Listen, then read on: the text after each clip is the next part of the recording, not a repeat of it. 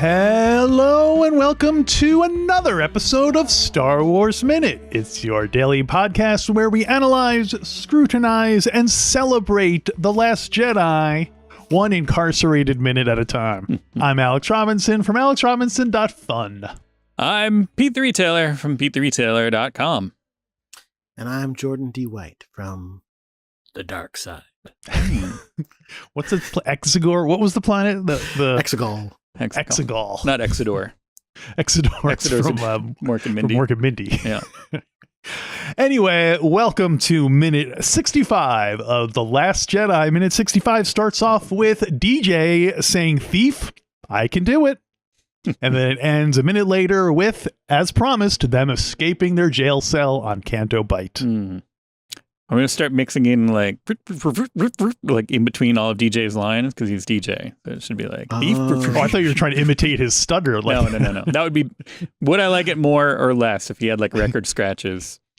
Hard to tell. At least it would make sense. And why they would call it DJ. Yeah, this minute you can really see his affectation of throwing in and it's not even like stuttering. It's almost like a Hannibal Lecter, like a you know, like a kind of like more it's not than it's not based on any of the sounds either before or after he makes the noise. It's just the noise he makes, which is a thing. I mean, yeah.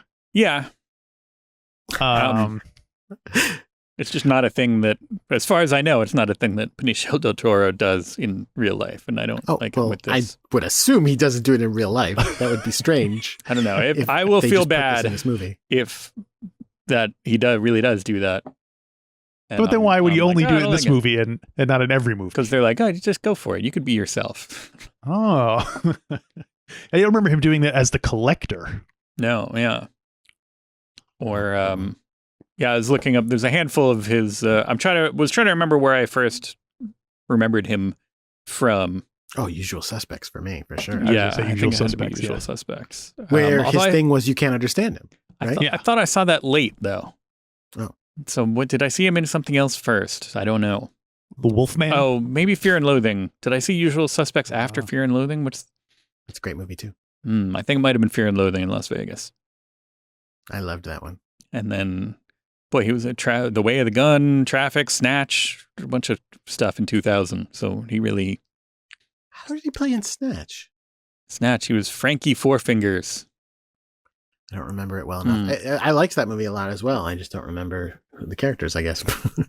So when I saw this movie for the first time years and years ago, I remember thinking that, like, okay, this is kind of like the Lando character, someone who you're not sure whether he's going to be a good guy or a bad guy, but ultimately is going to turn out to be a good guy. Which, of course, as you say, like they, once again, I shouldn't assume. No, you know what happens. Too much. So I like that they didn't make him into a good guy. I wonder if we'll ever see him again. I have a feeling we're going to see that DJ somewhere else. I'm trying to think where he would be great Mandalorian. He'd fit in. His chaos and time wise it doesn't work. You're right. He's way too. This is later. I keep getting confused. As he does say in this one, you know, me and First Order Codage go way back. Doesn't he say that? Me and the First Order Codage. Yep. Being very Joss Whedon-y. Yeah, or like it's a very modern kind of should have been like he also says radical. He should have done a kick flip on a skateboard when he said that. He also says, I can get you into old man Snoke's boudoir if the price is right. Now, boudoir, that raises all sorts of crazy questions. French exists in the Star Wars universe, I guess? No, it's being translated. Yeah. Just like English doesn't.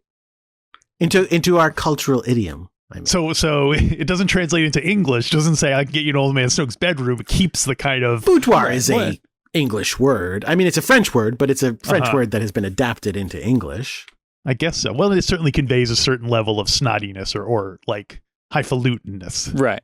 Which I love that what would that equivalent be? Like, what's the Star Wars equivalent of French? Or is there a language? Because we hear a lot of because that's more like a base kind of like a criminal, guttural. That's more like Italian.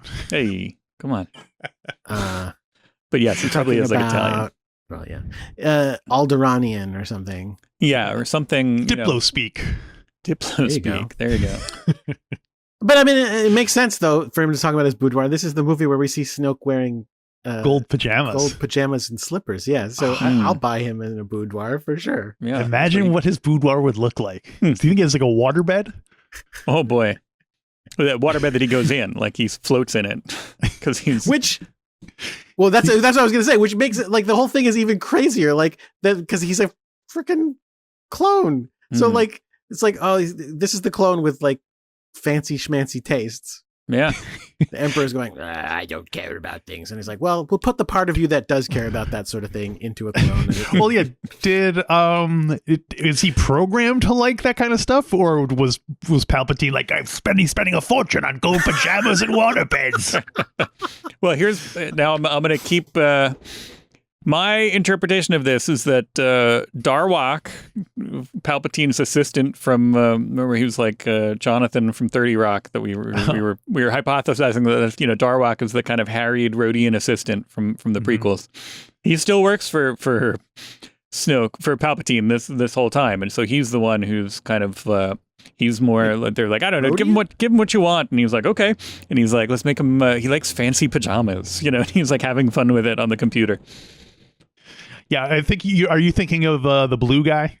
No, Darwak, the Rhodian. No. Jordan seemed confused when you said that he was a Rhodian. I don't remember a Rhodian. I think you only see him on a hologram, right? He pops up like once or twice, and he's basically seems to be the one like kind of keeping Palpatine's appointment book. He's like his personal assistant. Yeah. Not who's the other guy? Masamita, the blue guy. Yeah, Masamita he doesn't have the dedication. He rolls with he's just, whoever is in charge, he works with them. He's a career politician. He's the deep state guy. Enter the bureaucrats. Yeah. But all right. Well, how did we get onto? Oh, we were talking about how Snoke's boudoir. Powdering his nose in his boudoir. I wish Snoke said that. Now, excuse me, I have to go to my boudoir. What the heck? There's a man here. So wait. So then, where else could he show up? So then, we don't know. There's currently no Star Wars product that we are aware of planned that would be in an era that DJ would make sense in. Unfortunately, yeah. I guess Resistance, is that still a thing? No, it's over. Mm-hmm. So the Resistance is finished. Yes, it got better. Like I know a lot of people weren't into it, and it's definitely more childish than Rebels for sure. Mm-hmm. But me and my kid watched all of Rebels. I watched Rebels for the second time with him, and then I watched The Resistance for the first time with him, and it was fun. It was goofy, and then it got more plotty in season 2. I enjoyed it, but it's definitely over. Yeah. It'll be curious to see going forward. What I guess we could see a young DJ in. That's what's going to happen in The Mandalorian. We're going to see a scene where young DJ gets all cardy behind a cause, where he learns the lesson: don't join. There you go. And that's also then he gets like something happens to him, and that's why he ends up with a stutter. Yeah, right. Yeah, he totally. One little affectation I do like, even though it is a little actorly affectation, is that he picks his teeth with his Zinbiddle card. The card he uses to pick the lock is apparently called a Zinbiddle card. What does it do? It's apparently like some kind of like a universal card game card, or no, it's like almost like an ID, like when you swipe your ID. Okay. Oh, it's like a Metro card kind of a thing? Yeah, kind of. It looks kind of like a Metro card. It's like a computer little card thing. So I like the fact that he picks his teeth with it. Pete does not sound quite as entertained by it. I grabbed my copy of the Star Wars Visual Dictionary, the Last Jedi Visual Dictionary, because I want to see a Zinbiddle card. I hoped you were getting out your Metro card to pick your teeth. Oh, that too. I have no use still have for a it Metro now. card? I do still have a Metro card. I might have just thrown it out. Yeah, they expire, which is bull. I might have one. Let me see. I might have my monthly pass from back when I commuted. I do. It's a long time ago, and a Metro card. I've got long both. time. All right, now I can pick my teeth. Modified Zinbiddle card infected with custom slicer virus. Slicer. Oh, see, to me that looks more like a it looks like a card game card. Does it say anything about Zin? Let me look up Zinbiddle. Yeah, look up that. Not Ceobibble. No, yeah. Zinbiddle. Well, the fact that it says it's infected with some kind of virus makes me think it's more of a computer card. Well, yeah, but that doesn't mean that doesn't mean it's not for a game. Zinbiddle. It's a game. Was a game often played in the Kanto Casino. Pitted players against each other with cards drawn from multiple decks. Well, there you go. My mistake. Oh, Caljack again. Who just brought? Was it Ralph who was talking about Caljack? Somebody just kept talking about Caljack. Maybe Caljack it was, taught Kedpin to play Zinbiddle. It was probably Chrysanthi. She read the novel, the novella collection. Shoklop didn't succeed at the game. There are variants of Zinbiddle, including Kuwari Zinbiddle. That sounds like a name of a person or a bounty hunter. Kuwari Zinbiddle? What? Yeah. They specifically say in the visual dictionary that they do not play Sabak. Because that's considered more of a low-class game. Why? Too highfalutin for the people at... This goes back to my problem with the Daniel Craig Casino Royale. Oh, because they were playing... I don't want to see Texas Hold'em in a high-stakes casino. That's like... Yes. I thought you were saying that they didn't play Sabak. Yeah. In Casino Royale. Yeah. That would have been a nice crossover. So I definitely at some point, I'm trying to remember, at one of the celebrations that we were both at, I got a deck of Sabak cards somehow from one of the Star Wars giveaway things. Did you obtain them in a game of chance? I wish. But it was pre-Solo, and so it's definitely not the same thing that they use in Solo.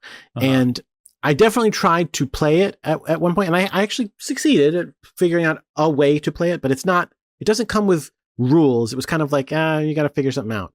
And what? That's the laziest game making I've ever heard in my life. They can't even just make it into like Old Maid or something. Because here's the thing. There's this thing in Sabak. Yeah. Called the Sabak shift. Are you aware of this? The cards change value? Yeah. Where you've got cards in your hand and at some point it may or may not happen and it happens unexpectedly. All of a sudden all the cards change. And so I don't know how you do that in a world where you're dealing with normal cards that don't have the ability to change. And there was because you mean literally like the picture changes, like they're like electronic somehow? That seemed to be the case. Now that said, the cards they showed in Solo did not appear to be electronic. Yeah. So I don't know. It's possible that this is Legends and it's Legends that they were going, stick with it. And then they went, oh, actually don't stick with it. That is also possible. Their bluff was called. Right. Coin a phrase. Well, Sabak. Here's the opposite. So instead of giving you no instructions, let me try to read the instruction. Here's how to play Kuwari Zinbiddle, which is a variation of Zinbiddle. The only difference being Kuwari Zinbiddle, each player has their own deck, non-custom. I can't believe that someone went through the trouble of to do this for a card that you don't even see them playing, and yet the game they were selling to people they didn't come up with rules for. Well, this wasn't sold. Like I said, it was a giveaway. Like I got it. Oh, okay, then it makes sense. Yeah, they sell the rules, they give away the cards. Right, that's how they get you. All right, so the object is to have the highest card in your hand, or one, have the highest card in your hand. Two, draw an ion barrage hand. So the first time you play, punch out all your Kanto coins and dispose of the waste. Great. The deck consists of a maximum of 30 cards of your choice. Every deck must have at least one Vermilion 6 card. Is that what he's got? Is it a Vermilion 6 that he's picking his teeth with? We should look. Kanto coins are used for the pot and gambling. Choose someone to be the big blind. Big blind goes first and chooses the starting amount of Kanto coins in the pot. Each player does the following. They shuffle the deck, draw 4 cards to themselves from their deck. When you get your 4 cards, you may look at them, but keep them a secret. Place your deck to either side of you and flip over the top card. Make that the first card in your discard pile. Game is played in rounds. There are 3 rounds. First round, every player takes turns gambling. The round ends once everyone has chosen to stand or fold. Once you stand, you can't place any more bets. Second and third round, this is when you really edit your hand. Check your hand. This is on your turn. Check your hand. Choose one of the following options. Draw the top card from your deck. If you want to, you can also discard a card. Or B, draw the top card from your discard pile. And then do nothing. This is known as standing. It means you do not wish to take a card or discard a card on your turn and end your turn. Play passes to the left. All right. You might ask yourself, what is an ion barrage? Oh, right. Ion barrage is the winning hand. It consists of 1, 2, 3, 4, and 5 of any suit and a Vermilion 6. What if there's a tie? You might ask. If there's a tie, the tied players draw a kicker card. Whoever has the highest card wins the pot. And the player with the ion barrage or has the hand closest to the ion barrage wins the round. The whole game ends once one person is left with Kanto coins. So that's it. So it's basically just you trying to get a straight or whoever's closest to a straight or a straight flush, right? Or just a straight. A straight and the Vermilion 6. Yeah. See, what I like about that Vermilion 6 rule is that Vermilion is, of course, red. Right. So red 6 is the... Porkins. It's the Porkins, Czech Porkins Memorial card game. Nice. Yeah. I'll take it. So, great. Well, that sounds like a lot of fun. I have a question. I love questions. Let's hear it. I hope it's not about the rules of that game because I was not listening. Yeah, I'm lost. I played it back and forth a couple of times and I wasn't sure. Backwards? I played it backwards, and it was weird because he locks everybody in their cells. Does DJ's hacking here open all the cells? Yes. I thought so, but then when I played it back, it looks like I'm being fooled because it looks like he just opens their cell, and there's a hand moving in the background and in one of the other cells. Oh, you might be right. Let's see. That looks like a door opening, but it's not. You're right. You are right. It does not open all the cells. It only opens theirs. I thought he opened all the cells from the time that I saw it until just now. I thought he opened all the cells, and then going back, I was just like, oh no, that's just a hand. And I don't see anybody else coming out. Yep. Oh, weird. Because I thought he unlocked it, but then maybe he pushed it, and none of the other people have actually pushed their doors open yet. No. Because you see like half the bars go up. Right. Oh, okay. And again, like Pete said, there's like a shadow cast by a hand in the background that looks like, is that all going up? But it's not. And the cell in between those two cells is definitely not moving. So, right. Yeah. That's disappointing. Hell, he's just out for himself. He doesn't care about any of those other people. Well, but you think then he would want to cover their escape by having as many prisoners as possible loose? Yeah. Chaos department. Mm-hmm. Although it probably, if they blatantly flat out showed that, then people would have complained, being like, how can you unlock all the cells from that one lock on his door? Yeah, that's true. Sure. Yeah. No matter what, people are going to complain. So, these people. Well, do we have anything else for minute 65, or is that draw things to a close? You don't want people to complain? That's now, the shorter we make it, the less people have to complain about. That's my rule. Was there I feel like we were supposed to look for, when we had Stow Moroni Stark himself, Noah Segan on, he said that in this scene there was there's a slim prisoner that we were supposed to look for, which it was Rian Johnson's uncle, I think, or something like that. But I do not see him in this scene. I don't see any other prisoners. Maybe he's the hand. You're right. In the visual dictionary, they show all the other prisoners. Oh. And I'm disappointed that they're all humans. Wow. You think the Canto-Bite police is racist? Yeah. Oh. Or maybe they just keep all the humans in one place. And although they do notice that they keep Rose and Finn in the same cell, so they are gender equal. They don't put women and men in the same in different cells. Right. Which is good. And are all the Canto-Bite police humans? They're all humans as well. Yeah, what's going on there? Boy, the casino's packed with aliens, but none of them wind up in the break. Right. So, anyway. All right. Just because I know it's getting close to the end, I want to go quick. I want to give you my ranking. Oh, okay. Updated ranking. Because there's a few more movies now. All right. Yeah. Okay. It's just I'm gonna go quick. New Hope. Correct. Correct. Force Awakens. Empire Strikes Back. Last Jedi. Solo. Return of the Jedi. Rogue One. Rise of Skywalker. Phantom Menace. Revenge of the Sith. Attack of the Clones. What was the wow? I thought you were going to put Rise of Skywalker lower because you made a point of saying how much you didn't like it. So I disagree with it strongly. It's just the strength. It's the strength of how much I like the actors and the characters. Like I just want to see Rey. Babu Frick, I want to see Poe. Charmer.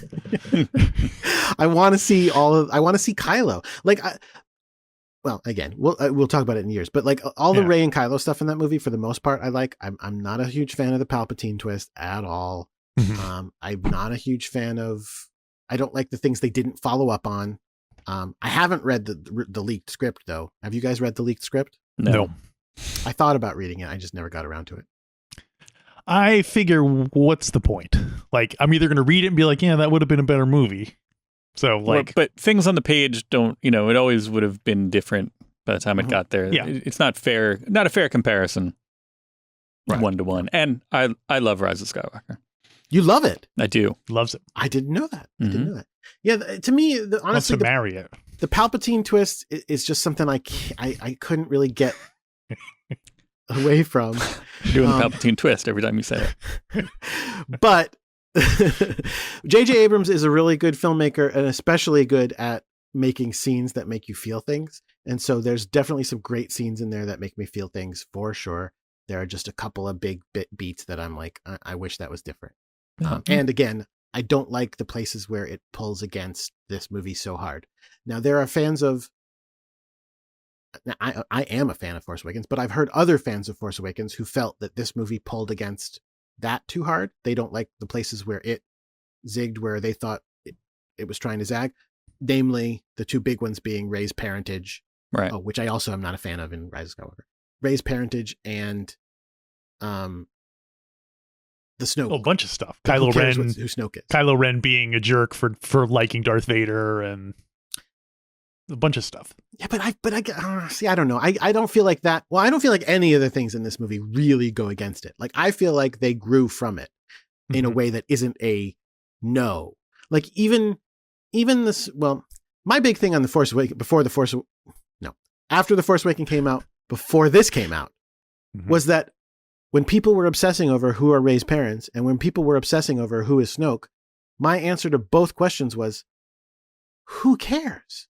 Right. Like, why are you asking? Rey's parents are, as shown in The Force Awakens, the people she needs to get over so she can move on with her life. And Snoke is a bad guy. Who cares who he is?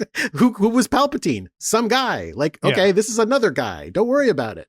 And the fact that people got obsessed with those things, I thought was weird. So when this movie went, don't worry about it in its dramatic way, I went, great, I'm on board. Yeah. And when the next one went, but wait, I actually have answers, I was like, I didn't need them. I wasn't looking anymore. I didn't want them. Anyway, that's fine. Yeah, I thought Snoke was just kind of like another bad guy, the way like the Spider-Man fights the Green Goblin and then he fights Dr. Octopus. Like, but wait, who is Tarkin? Where does he come from? He's just a guy. He grew up on a planet. He wasn't even trained. Who are Dr. Octopus's parents? Great question. Honestly, is there a Mrs. Octopus? Well, thank you for joining us all week. And anything else you want to promote or plug before you sail off into the sunset and tell Solo? Well, like I said, we've been doing Sailor Business, a podcast about the original Sailor Moon anime. We've done almost all 200 episodes, and pretty soon we will have done them, although we're going too slow at the end here. I work on all the X-Men comics. I'm really happy and proud of them. I do miss working on Star Wars comics, I'll be honest with you. Not because I like Star Wars better than X-Men. I love working on X-Men too, but I do really love Star Wars. So it's a bummer to not be working on it anymore. That said, they are doing great stuff over there. The High Republic comic is doing huge I have to read that. Oh, it won't be on. Yeah, go ahead. Well, you'll be able to see it at some point. And it's good times. I'm sure everybody will dig it. Anyway, other than that, again, thank you for having me. I can't wait to come back. Ukulele covers, you've been doing any of those lately? I haven't in a long time. I'm so sad. Having a kid got in the way of my ukulele. Yes. I understand. It's, you know what? It's almost May the 4th. I probably should figure out another Star Wars related one to do. The last one I did one of the Palette Swap Ninja tracks last year. I think it was last year. I did with illicit help from your friends. That was fun. So I should do something. Yeah. All right. We'll see what you come up with. Yeah. And hey, listeners, if in addition to listening to the show, you'd like to watch the show, what? We now post every single episode on the YouTube. So go to StarWarsMinute.com/YouTube. That'll work. It? Mm-hmm. Yeah. And you can see what our handsome faces look like as we say these things. And you can find out that all the things you thought Alex was saying